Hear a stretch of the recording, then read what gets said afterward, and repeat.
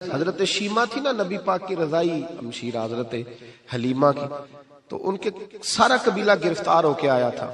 وہ جب آئی ہیں نا نبی پاک کے پاس تو حضرت ابو ہریرہ سے کہنے لگی حضور کو جا کے بس کان میں کہہ دو کہ حلیمہ کی بیٹی آئی.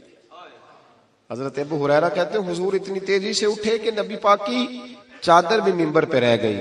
پھر حضور گھر لے گئے، فرمایا فاطمہ اور عائشہ کو بلاؤ، میری بہن آئی ہے. میرے محبوب کریم نے فرمایا تو اگر کہے گی نا تو میں تیرے لیے مدینے میں مکان بنا دوں گا، تو یہیں رہ جا. کہنے لگی نہیں محبوبہ واپس جانا. تو حضور سے کہنے لگی میرا سارا قبیلہ گرفتار ہے، اسے چھوڑ دیں. حضرت ابو ہریرہ کہتے ہیں ہر کام حضور نے مشورے سے کیا، پر جب بہن نے کہا نا چھوڑ دے، اور میں کوئی مشورہ نہیں، جیسے تو کہے گی ویسے ہی ہو جائے گا، جیسے تو کہے گی ویسے ہی ہو جائے گا، جس طرح تو چاہے گی. کون اشک شوئی کرے گا، کون بات سنے گا، کون دکھ کسی کے. پگلی بی بی، پاگل عورت. دیکھے کبھی پاگلوں کو کوئی وقت دیتا؟ وہ پاگلوں کے پاس بیٹھا، میں بڑا مصروف آدمی ہوں، مجھے تو سیاںا بندہ ملنے آئے تو میں کہتا مختصر بات کرنا. ایک پگلی بی بی آئی، پاگل. حضرت انس کہتے ہیں آ کے کھڑی، کہنے یا رسول اللہ مجھے کام ہے. پاگل عورت. تو نبی کریم صلی اللہ تعالی علیہ وسلم نے کہا کیا کام ہے؟ تو اس کے محلے کے لوگ کھڑے ہو گئے، کہنے لگے حضور چھوڑیں یہ تو دیوانی ہے، ایسی باتیں کرتی رہتی ہے. جناب انس بن مالک فرماتے ہیں حضور ناراض ہوئے، فرمایا تم سے بات کر رہی ہے کہ مجھ سے کر رہی ہے؟ کرنے دو باتیں. کیا بات ہے بتا؟ کہنے لگی حضور یہاں نہیں کرنی، میرے ساتھ آئے. نبی کریم اس کے پیچھے پیچھے چلنے لگے. جناب انس فرماتے ہیں کہ صحرا میں لے گئی، نبی پاک ریت پہ بیٹھ گئے، سامنے بیٹھ گئی. کہنے لگی حضور بچوں کو منع کریں، مجھے روڑے مارتے. فرمایا میں کہہ دوں گا، اب نہیں کریں گے. حضور میرے گھر والے میری بات نہیں سنتے. فرمایا میں سمجھاؤں گا. یا رسول اللہ یہ پاگل کہہ کے چھیڑتے. حضور نے فرمایا کوئی نہیں کہے گا، میں منع کر دوں گا. حضرت انس کہتے ہیں دیر تک حضور کو ریت پہ حضور بیٹھے. یار یہ بھی سنت ہے میرے نبی، صرف کھانے کے درمیان میٹھا کھانا ہی سنت نہیں میرے بھائی، یہ بھی نبی پاک کی سنت ہے، یہ بھی رسول پاک کا طریقہ ہے. نبی کریم نے دیر تک وقت دیا، دیر تک. کبھی ہستی کبھی رو دیتی. حضرت انس کہتے ہیں میں نے یہ انداز بھی دیکھا، جب وہ ہستی تو حضور بھی ہستے. کبھی کو پاگل کے غم سن کے بھی رویا. لیکن ایسا کوئی محبوب کہیں ہوگا نہ کہیں ہے، بیٹھا ہے چٹائی پہ مگر عرش نشیں ہے. میرے محبوب نے کھل کے باتیں سنی، کھل کے اپنی مرضی سے. کہنے لگی محبوبہ میں تھک گئی ہوں، اب آپ جائیں. حضور میں تھک گئی ہوں، آپ جائیں. نبی کریم اٹھے اور اٹھ کے فرمایا کسی کا خیال نہ کرنا، جب تیرا دل کرے دوبارہ آ جا. یار یہ حسن ہے، یہ وقار ہے کہ تو اشک شوئی کس طرح. میں نا ابھی انتظار کر رہا ہوں، میں ابھی انتظار کر رہا ہوں کہ ایم این اے آئے گا تو اس غریب کی مدد کرے گا. میں ابھی انتظار کر رہا ہوں کہ ایم پی آئے گا تو اس کی مدد کرے گا. میں ابھی انتظار کر رہا ہوں کہ بہت بڑا سیٹھ آئے گا تو مدد کرے گا. جب محلے کا اور گاؤں کا چودھری کسی غریب پہ ظلم کر رہا ہوتا ہے تو میں اپنے بچے کو کہہ رہا ہوتا تو نہ اس لڑائی میں جانا، ہمیں کیا لگے. تو کون پھر اس کا ہاتھ؟ ظلم پھر ختم کیسے ہوگا؟ پھر کیا طریقہ ہے ظلم ختم کرنے کا؟ جب کوئی ظالم کو ظالم کہنے کوئی تیار نہ ہو. وہ زمانہ جب نبی کریم صلی اللہ تعالی وسلم مکہ شریف میں اعلان نبوت فرمایا تھا تو سارا مکہ مخالف ہو گیا، سارا مکہ. ایک وقت عروج کا ہوتا ہے، ایک وقت ایسا ہوتا ہے جب غربت ہوتی ہے، ابتدا ہوتی ہے. اسلام پر غربت کا زمانہ. قبیلہ بنو آراش کا ایک شخص مکے آیا. وہ کہتا ہے میں چھوٹا سا تاجر تھا. میری باتوں کی سمجھ تو آ رہی ہے نا آپ حضرات؟ جو نہیں بول رہے انہیں بھی آ رہی ہے.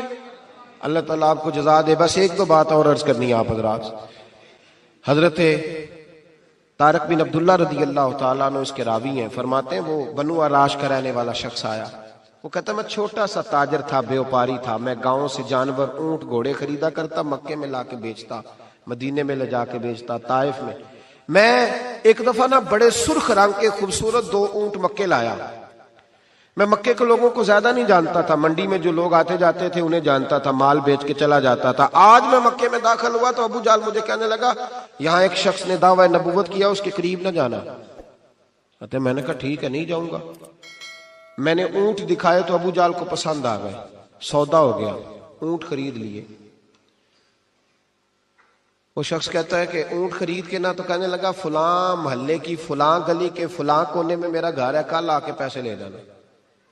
کہتے میں اگلے دن پیسے لینے گیا تو کہنے لگا آج نہیں میرے پاس، کل آنا۔ میں اگلے دن پھر گیا پیسے، کہنے لگا نہیں کل آنا۔ ہوٹل ہوتے نہیں تھے، مکے میں میرا رشتہ دار کوئی نہیں تھا، میں فٹ پاتھ پہ سوتا، جو چند کھجوریں اور سرکہ میرے پاس تھا وہ پہلے دن ہی ختم ہو گیا۔ انویسٹمنٹ بھی ساری وہیں لگی ہوئی تھی، گھر میں بچے بچیاں انتظار کر رہے تھے، میں بڑا مجبور ہوا، تھک گیا۔ تیسرے دن میں گیا تو میں نے کہا پیسے، کہنے لگا کل آنا۔ میں نے ذرا دبا کے بات کی، میں نے کہا یار میری کوئی پھپھو تو رہتی نہیں مکہ مکرمہ میں، غریب آدمی ہوں، میرے پیسے دے میں جاؤں۔ جب دبا کے بات کی تو کہنے لگا جا دوڑ جا، جہاں سے ملتے ہیں لے لے، بھاگ جا۔ یہ تاجر جب ڈوبتے ہیں نا تو معاذ اللہ تعالیٰ کچھ تو ایسے ہوتے ہیں جو خودکشی کر کے مر جاتے ہیں، اس لیے کہ بڑے لوگ ان کے ساتھ وابستہ ہوتے ہیں۔ جب کسی کی اصل راہ سے ڈوب جائے کہتے ہیں میں کانپنے لگا۔ میں نے پوچھا لوگوں سے کہ تمہارے چودھری سردار بڑے کہاں بیٹھتے ہیں؟ تو کہا وہ جو حرم مکہ کے ساتھ ٹولیاں بنا کے بیٹھے ہیں نا، وہ سارے ہمارے سردار ہی ہیں۔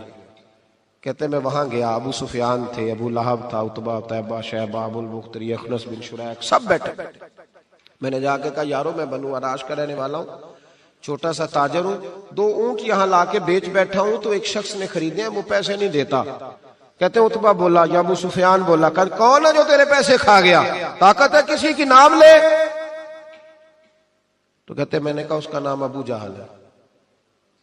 جب میں نے یہ کہا نا تو کہنے لگے اوہو وہ تو پیسے نہیں ملتے تیرے، وہ تو بڑا گنڈا ہے، تو بہت بڑے بدماش کے پاس لگ گئے، وہ تو نہیں پیسے ملنے لگے، کبھی نہیں ملتے۔ فرماتے اب میں کانپا، اب تو میری امیدیں ٹوٹنے لگیں، اب میرے آنسو چھلکنے لگے۔ تو ایک شخص نے نا مذاق کیا، ادھر دیکھیے گا میری طرف، مذاق کیا۔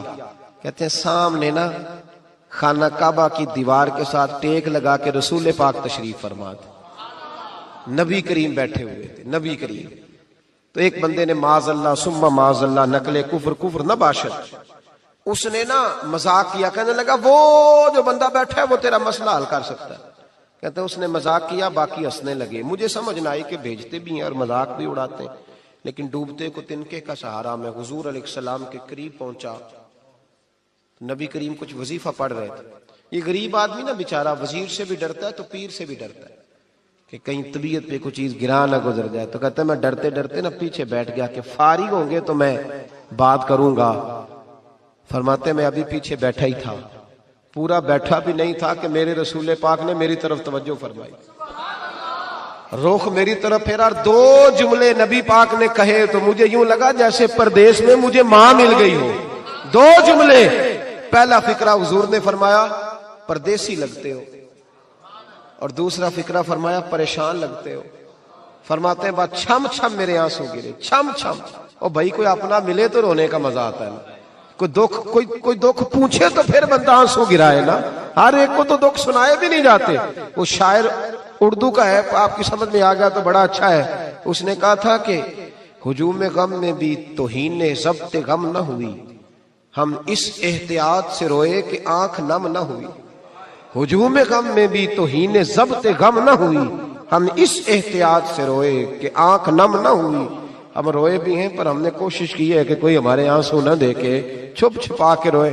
فرمانے لگے نبی رحمت صلی اللہ علیہ وسلم نے فرمایا پردیسی اور پریشان لگتے ہو۔ کہتے میں جب رویا نا تو کریم رسول نے کام بھی نہیں پوچھا، یہ بھی نہیں پوچھا مسئلہ کیا، مجھے تبکی دی۔ فرمایا چپ کر، روتا کیوں ہے؟ جیسے تو کہے گا ویسے ہی ہو جائے گا۔ کیا کہا بریلی کے امام نے؟ فرمانے لگے غم زدوں کو رضا مجدہ دیجئے کہ جاؤ اعلان کر دو، غم زدوں کو رضا مجدہ دیجئے کہ ہے بے کسوں کا سہارا ہمارا۔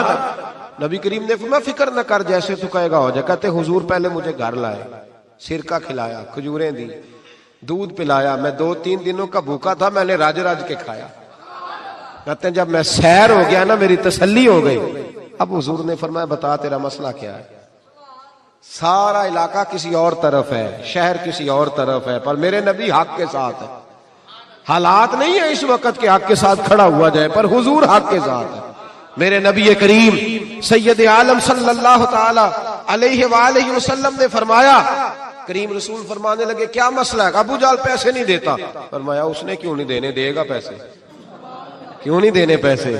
دیکھ کچھ لوگ نا کچھ لوگ شرافت کو بزدلی سمجھتے ہیں. وہ ایک درویش تھا تو کسی نے سخت بات کر دی تو کہنے لگا میرے ساتھ سخت بات نہ کر, اٹ سٹ تے پکھڑا کوار گندل اسی اور بھی بوٹیاں جاننے ہیں. اٹ سٹ تے پکھڑا کوار گندل تے اسی. اور اس کا ترجمہ اقبال نے بھی کیا. اقبال کہنے لگے ہو ہلکا یارا تو بریشم کی طرح نرم, پر رزم حق و باطل ہو تو فولاد ہے مومن. رزم حق و باطل ہو تو اشداء علی الکفار رحماء بینہم, کافر پہ سخت اور آپس میں رحم دل, یہ اصول ہے مومن کا. نبی کریم نے فرمایا کیوں نہیں پیسے دینے, دے گا. ان الذین قالوا ربنا اللہ ثم استقاموا تتنزل علیہم الملائکہ, جو رب کا نام لے کے ڈٹ جائے اللہ اس کی مدد کے لیے فرشتوں کا نزول فرما دیا کرتا ہے. نبی کریم علیہ السلام ساتھ چلے آہستہ آہستہ. اور بھائی کونسلر رکا بھی لکھ دے تو اس کی مہربانی. ویسے تو کونسلر کے دروازے پہ سویرے کو چلا جائے نا غریب آدمی, امیر آدمی پہ تو خیر پرچہ بھی ہو تو ایسا تو سب پوچھتے ہیں چوہدری صاحب درخواست آئی ہوتا کی کرنا ہے, تو غریب آدمی کو لے جاتے ہیں. تو وہ پھر جاتا ہے بیچارہ کونسلر صاحب کے پاس, چودھری صاحب کے پاس. تو پھر اندر سے پیغام آتا ہے کہ چودھری صاحب ٹوتھ پیسٹ کر رہے ہیں. پھر پیغام آتا ہے کہ بریڈ گرم ہو رہا ہے. پھر پتہ چلتا ہے کہ اب اخبار پڑھ رہے ہیں. وہ غریب باہر بیٹھا ہے. پھر باہر آ کے پوچھتے ہیں گاڑی کرا کے لائے ہو, وہاں کیسے جانا ہے؟ وارث شاہ مان کری نہ وارثاں دا, رب بے وارثا کر کے مار دائی. بے پروائی ویک سجن دی جتھے کسے دی پیش نہ جاوے, اونے تاجاں والے در در رولے, تاجاں والے در در رولے تے منگتے آ تخت بٹھاوے. او سجنا کسے نو کارا مل دائی, کوئی کعبے او خالی آوے, ڈھار اس کی بے نیازی سے. اور بڑے بڑے حاجی نمازی, ناراض نہ ہونا میری بات, بڑے بڑے حاجی نمازی حق کی بات کرنی ہوتی ہے تو پیچھے ہٹ جاتے ہیں. ایک بابا بلے شاہ صاحب کی بات نہ کر دیں درمیان میں.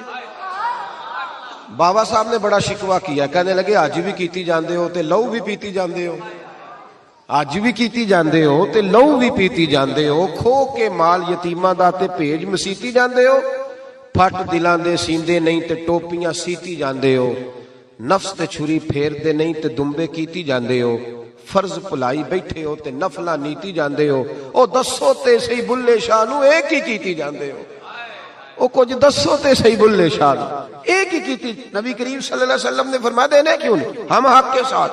حضور ساتھ چلے تو وہ شخص کہتے ہیں جب گلی میں حضور جا رہے تھے نا تو میرے دل میں خیال آ رہا تھا کہ وہ تو بڑا بدماش ہے اور حضور تو بولتے بھی دھیما دھیما ہے, وہ تو بڑا گنڈا ہے, اور میں 100 باتیں کرتا تو حضور ایک جواب دیتے, نیچی نظروں کی شرم و حیا پر درود, اونچی بینی کی رفعت پہ لاکھوں سلام.